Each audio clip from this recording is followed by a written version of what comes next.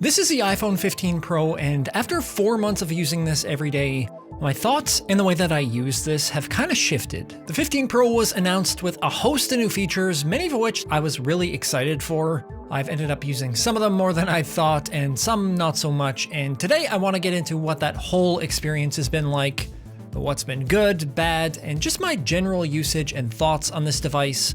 So if you have one of these and you want to compare notes, or maybe you're considering buying the 15 Pro and just looking for some info from someone who has been using this daily over the last few months, stick around and let's get into it. Hey everyone, Kyle Erickson here. The iPhone 15 Pro was announced all the way back in September, and this felt like one of the bigger iPhone upgrades in recent memory. Like most other years, we got the standard incremental specs bump. At this stage, chip bumps in iPhones, I'd say, aren't really something that affects most people in daily use, but there were also some changes to the design, the software, and a couple other things I think that folks are really excited for, and that could potentially have more of an impact. The first thing that I want to talk about out of all of that is the design, because it's one of the things that I notice the most in my day-to-day use. The 15 Pro swapped out stainless steel for titanium in the housing, which made it about 9 or 10% lighter. And while that might not seem like much, I definitely notice a difference compared to my old 14 Pro. It's more comfortable to use, especially over long periods of time. I typically rest my phone on my pinky finger, and in the past I'd get a lot of discomfort or fatigue over time with heavy phones, but with the iPhone 15 Pro, even with the added weight of a case and using this over an extended period of time, I no longer have that problem. Without a case, visually, I think it looks a little bit better than the last few generations with the rounded corners and a brushed metal look versus the glossy finish the Pro models have shipped with in basically every Pro model since they tagged the Pro label on them. I do think that the metallic gloss does offer a certain amount of elegance, but I find that it does get dirty very easily, and I always found myself cleaning my 14 Pro a ton just so it didn't look grimy, where the 15 Pro I find is a lot less noticeable, and it doesn't show dust and dirt nearly as much. Part of that could be because I opted for a lighter color in natural titanium, which I wasn't sure if I would like long term, but I'm still super happy with. It pairs well with most of the cases that I've used, and I like it so much that I pre-ordered the Samsung S24 Ultra in a similar color as well. The last couple of updates design-wise were the introduction of the action button and the switch to USB-C, both of which I use somewhat sparingly. I don't normally use the action button very much, maybe because of the placement and that I'm used to just having a mute switch there that I usually just set and forget, but I have played around with it a little bit. I started out just keeping that as a mute button, which, by the way, if you ever want to get rid of that annoying mute icon in the status bar, you can go into sound and haptics in your settings and toggle that off.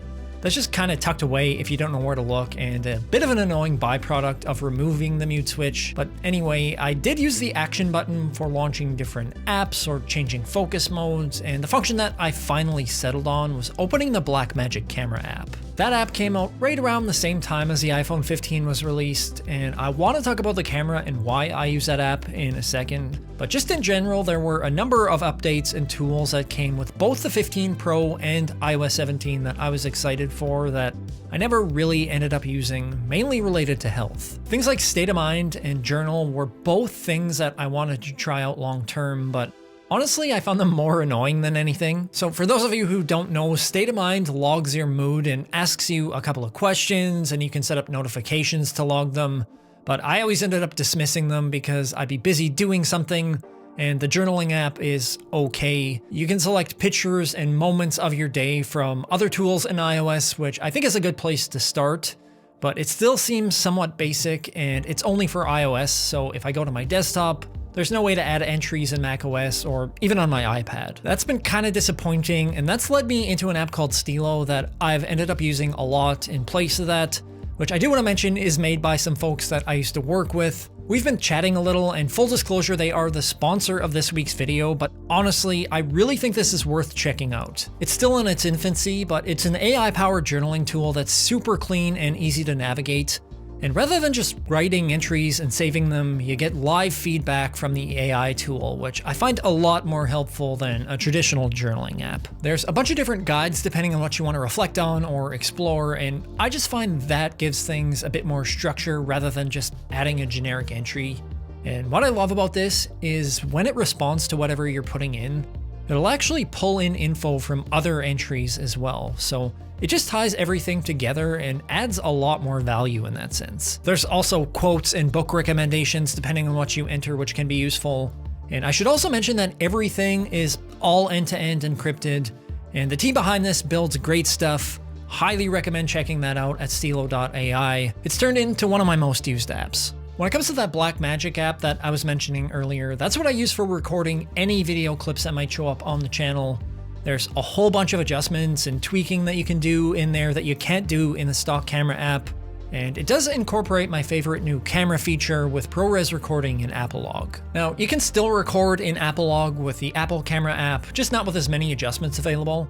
And you've been able to shoot ProRes video since the iPhone 13 Pro, but one of the things that the iPhone has been notorious for is over-processing or over-sharpening video, even with ProRes, but recording with Apple Log, things look much more natural. It ends up coming out with a picture that's much more like a mirrorless camera, and it's hands down the best phone that I've used on the video side of things. On the flip side, with photos, there's been some significant additions and improvements. I do still use the stock camera app for taking pictures because there are some notable features there. I'll occasionally use the different focal length options on the main camera that were introduced with the 15 Pro if I want to play around with how something is framed. But I do find myself using the new auto portrait mode feature a lot. That just kicks on automatically when you're taking pictures of people and pets, but if you click on the screen, it'll do the same thing for any object, which I find a lot more useful than having to switch over to the portrait tab. And I've just gotten used to clicking on the screen for most photos because it's nice to have a few more adjustments that you can make after the fact when you come back to the photo later on. This camera also utilizes Smart HDR5 that handles highlights and dynamic range a little better than the 14 Pro would, and not something that you're likely going to notice unless you're really looking for it, and I don't think that the photos coming off the 15 Pro are all that different from the previous year. It is a tad better, but those couple of software features that I mentioned, I find more impactful than anything. Now, just coming back to video for a second, when I do record any video, I usually try and do that via USB-C with an external SSD because Apple Log video can fill up your internal storage really fast. That USB-C port, I would say, has been one of the more popular changes in the 15 series iPhones this year, and you can do a number of things with that, like hook it up to an external monitor or USB hub, or really any USB accessory for that matter. I find that I mostly just use it for external storage every once in a while and the odd time to transfer large files. It's quite fast with a 10 gigabit per second transfer speed, so it's a lot quicker than AirDrop and about 20 times faster than the old Lightning port. But I honestly rarely ever use it outside of that, as I charge exclusively through wireless or MagSafe. I find nothing gets overly warm when charging, which, side note, I know a lot of folks early on were concerned with heat on the 15 Pro. I've never had an issue with mine regardless of what I've been doing, but I was curious long-term what the battery life and the capacity would be like. It was pretty well documented that the 14 Pro had a lot of issues with battery health dropping faster than previous models. And because I normally use mine around a desk or close to a charger, one of the first things that I did was go into my battery settings and limit the charging to 80%. And I'm still at 100% capacity, where last year with the 14 Pro at this time, I think it was around 95 or so. Limiting the charging does give you a shorter battery life, but again, I rarely ever notice having chargers everywhere. Comparing with other folks who've had the 15 Pro since launch, I'm not sure how much that's really helped because almost everyone that I talk to still has 100% capacity. So I'm going to keep going with this and see what that's like 6 months from now. But so far, while the battery life in general doesn't feel all that different than the 14 Pro, the long-term health does seem to have gotten a bit better. Other than that, my experience has been quite similar to the 14 Pro. I've had a bit of weirdness here and there after doing updates and then using wireless CarPlay, or I've had to repair my phone again. And my AirPods connection has been clunky a handful of times, which I'm not sure is the fault of my iPhone or the AirPods, but overall, I'm really happy with the phone. I know I didn't touch on everything here, and that's in large part because most of the other stuff I've covered with the iPhone 15 Pro in my initial review, which hasn't really changed.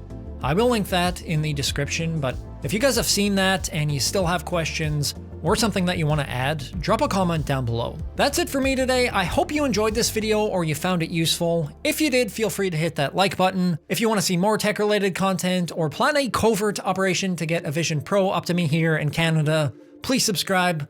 Thank you so much for watching, and I will see you in the next upload.